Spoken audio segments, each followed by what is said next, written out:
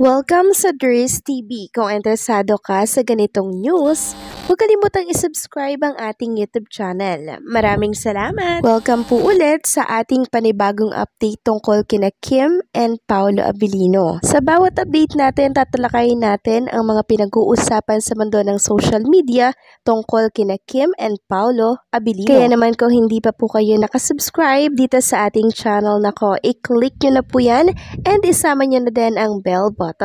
So, ayan, welcome back again sa ating YouTube channel mga ka-Kimpaw, and sa update natin ito, ang pag-uusapan natin ay tungkol sa mga importanteng kaganapan kina Kim and Paolo Abilino.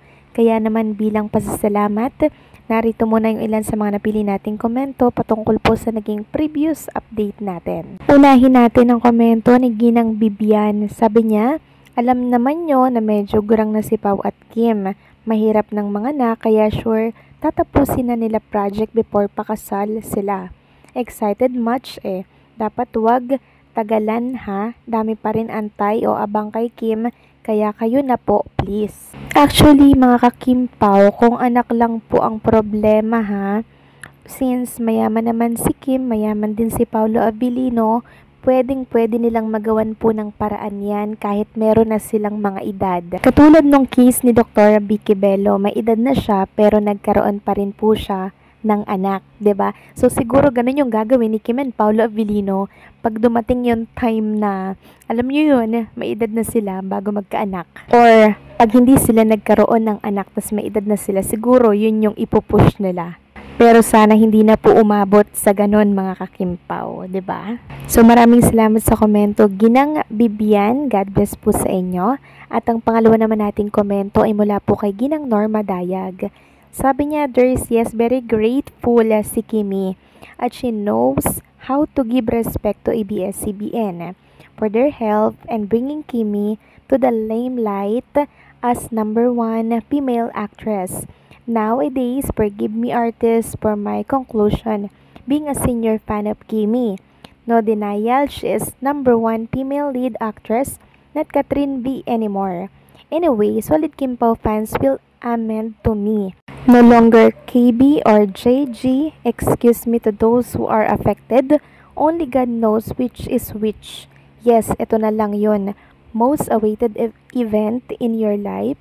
If this happen, mag-Thanksgiving mas ako every Sunday for their faithfully and happiness forever and ever.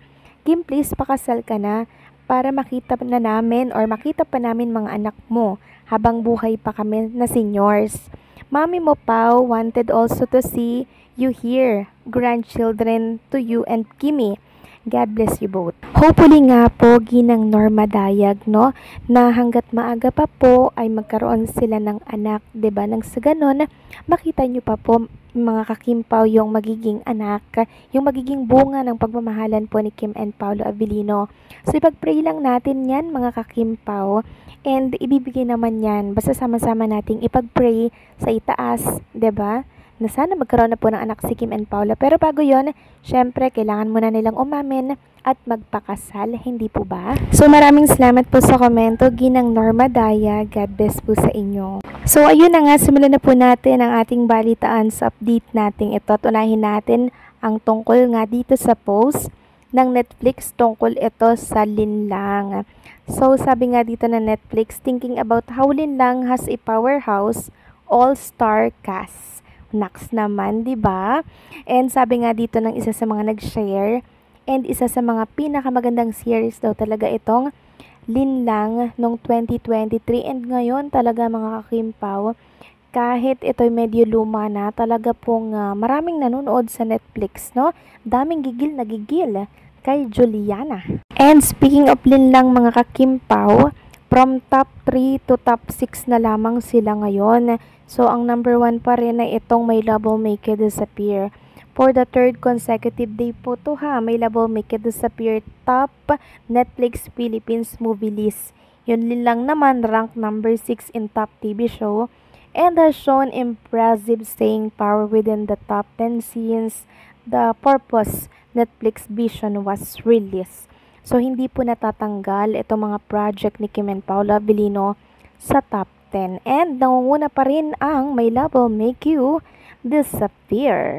Samantalang sa mga nagtatanong po kung kailan daw ang balik ni Kim and Paolo Abilino sa Cebu, wala pa po tayong nalalaman. Basta magbilang lang po kayo ng 2 weeks mga kakimpaw, tapos yun na po yun.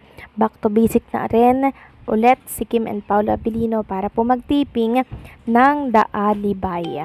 Samantalang next topic naman, pag-usapan natin ang tungkol dito sa pinost na video ni Paolo Abilino sa kanyang Instagram account. So kanina na topic na natin ito. So meron kasing bagong update tungkol dito mga kakimpaw. So ito yung video ni Paolo at Kim na kung saan meron silang event doon sa Bislig. 'Di ba? Kasama yung ibang mga artista and performer, 'di ba?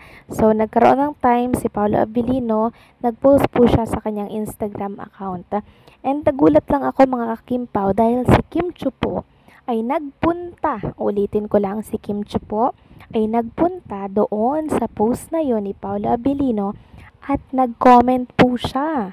Marami nga po ang kinilig dito mga kakimpo kasi siya yung kauna-unahang nag-comment. Siya yung kauna-unahang nagpunta sa post na yun ni Paolo Abilino at nag-comment ng Gen Z Yarn, tapos may 4 na apoy dyan. Ibig sabihin super hot. So grabe no, talagang napaka-supportive ni Chinita Princess at siya talaga yung unang nagpunta sa post na yun ni Paolo Abilino. Ibig sabihin, parang magkatabi sila mga kakimpaw, no? Habang ina-upload ni Paolo Abilino yon, parang magkatabi sila. So, paka-upload ni Paolo, nag-comment agad si Chinita Princess. Ito'y pagka-delusional ko lang naman mga kakimpaw. Na-imagine ko lang na magkatabi sila habang ina-upload yon ni Paolo Abilino. Kasi ang bilis-bilis ni Chinita Princess mag-comment sa post na yon. So, sana ganito rin yung iniisip nyo mga kakimpaw. Pasensya na po, no? Dilulo lang. Pero ito kasi yung pakiramdam ko, magkatabi sila habang nag-upload si Paolo Abilino. Kaya naunahan kayo na mag-comment sa post ni Paolo. Siya yung kauna-unahan doon. Talagang nakaabang, no? And also, sa dinami-dami po ng banner na nakalagay doon sa Bislig ha, ito yung bukod tanging plenex ni Paolo Abilino. Meron pang isa, tapos sinama niya tong pakasli na si Kim Chiu. Sabi nga po nung nag-post dito sa X, ang daming nakataas na placards pero mukhang may favorite ka. Gusto mo talaga ng issue, Papi Paolo Abilino?